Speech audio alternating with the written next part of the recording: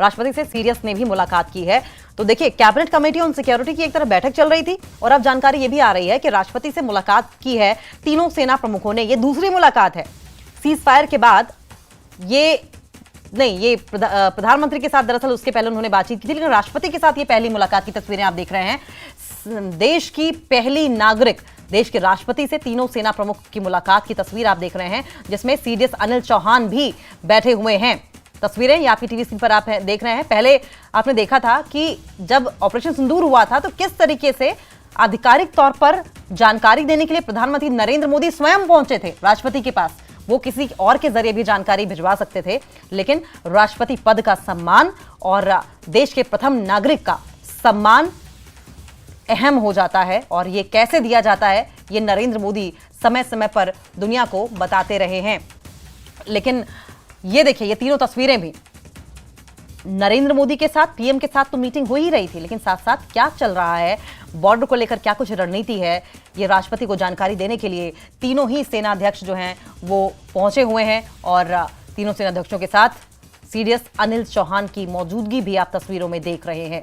प्रधानमंत्री नरेंद्र मोदी स्वयं पहुंचे थे ऑपरेशन सिंदूर के बारे में जानकारी देने के लिए। सीज फायर हो गया और सीज फायर के बाद अब देखिए किस तरीके से तीनों ही सेनाध्यक्ष इस वक्त राष्ट्रपति द्रौपदी मुर्मू के पास मौजूद हैं।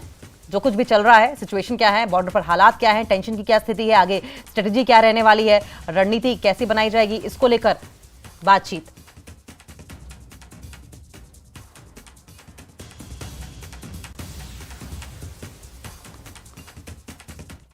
तो एक और ब्रेकिंग न्यूज सामने आ रही है। पीएम आवास पर केंद्रीय मंत्रिमंडल की बैठक शुरू हो गई है। पीएम मोदी की अध्यक्षता में ये मीटिंग हो रही है। कुछ देर पहले खत्म हुई थी सीसीएस की बैठक।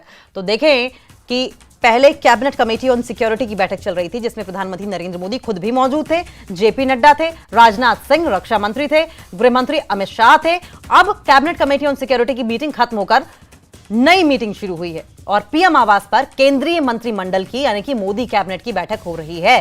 पीएम मोदी की अध्यक्षता में यह मीटिंग हो रही है। कुछ देर पहले ही सीसीएस की बैठक जो है वो खत्म हुई थी।